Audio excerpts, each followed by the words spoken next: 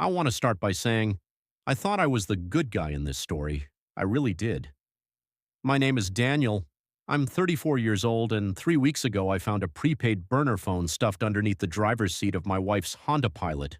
No contacts saved, 47 text messages, and a name at the top of every single one of them: M. My wife Claire is 32. We've been together for 9 years, married for 5. We have a 4-year-old daughter named Rosie. Claire is a pediatric nurse. She volunteers at the food bank on Saturdays. She bakes sourdough bread from scratch. She is, by every definition, a good person, which is exactly why the phone destroyed me. I didn't read the messages right away. I sat in the driveway for 20 minutes just staring at it. My hands were shaking. I told myself there was an explanation, a work phone, a surprise, something innocent. Then I opened it. I can't stop thinking about last Thursday. You make me feel things I haven't felt in years. We need to be more careful. He can't find out. I put the phone in my pocket. I walked inside. Claire was at the kitchen table, helping Rosie with a coloring book. She looked up and smiled at me, that wide, effortless smile I fell in love with at 23, and I smiled back.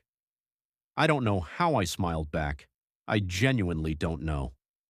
Over the next 4 days, I became a different person. I started tracking her schedule. I memorized when she left for work, when she came home, which evenings she said she had late shifts. I went through our shared credit card statements and found charges at a wine bar downtown, twice, on nights she said she was covering for a coworker. I called the number M from a gas station payphone. Yes, those still exist. And a man picked up. His voice was warm and confident. He said hello like someone who had no idea the world was about to collapse. I hung up without saying a word. That night I lay next to Claire and stared at the ceiling until 4 in the morning. She slept peacefully. I hated her for that. On day 5, I made a decision. I called a divorce attorney. Then I called Claire's mother, Linda, and told her what I'd found. Linda was devastated. She cried on the phone. She told me she always knew Claire had a restless heart. She encouraged me to take Rosie and leave before things got messier. I started quietly moving money, not everything, just enough. I opened a separate account. I took photos of every document in our house. I was methodical, calculated. I felt like I was finally taking control of a situation that had blindsided me. I told my brother Greg, my 2 closest friends, and my coworker Janet. I needed people in my corner, you know. I needed witnesses to my pain, and every single one of them told me I was completely justified. So I planned the confrontation. I waited until Rosie was at my mother's house for the weekend. Claire came home on a Friday evening with takeout containers and a bottle of red wine. She was in a good mood. She kissed me on the cheek. I put the burner phone on the kitchen counter and said, "Want to explain this?" The color drained from her face. She set the food down slowly, and then she started crying, not the panicked, defensive crying I expected. It was something quieter, more broken. "Daniel," she said, "where did you find this?" "Your car. Who is M, Claire?" She sat down. She pressed her hands flat on the table, and then she said something that knocked every single one of my carefully constructed walls straight to the ground. "M is Marcus. He's in my support group." I didn't say anything. "I've been going to a mental health support group for 8 months," she said, "for postpartum depression and anxiety.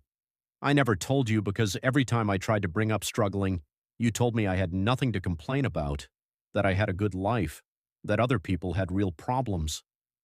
I opened my mouth. "The messages are emotional, Daniel, because it's a support group. Because Marcus lost a child last year and I've been helping him through it. Because that's what we do for each other in there." She slid her phone across the table. The full thread. I scrolled for 3 minutes. There was nothing romantic. There was grief. There was survival. There was a woman quietly falling apart while her husband told her she was fine. I had told 8 people my wife was cheating on me. I had called a divorce attorney. I had moved money out of our joint account. And my wife had been secretly fighting for her mental health because I made her feel like she wasn't allowed to struggle. I sat across from the woman who had been drowning alone for 8 months and realized the phone wasn't her secret. I was the reason she needed one. She's still here. We're in couples therapy now. Real therapy, not the let's talk it out over dinner kind. Claire is continuing her support group. I've started my own sessions. Am I the asshole?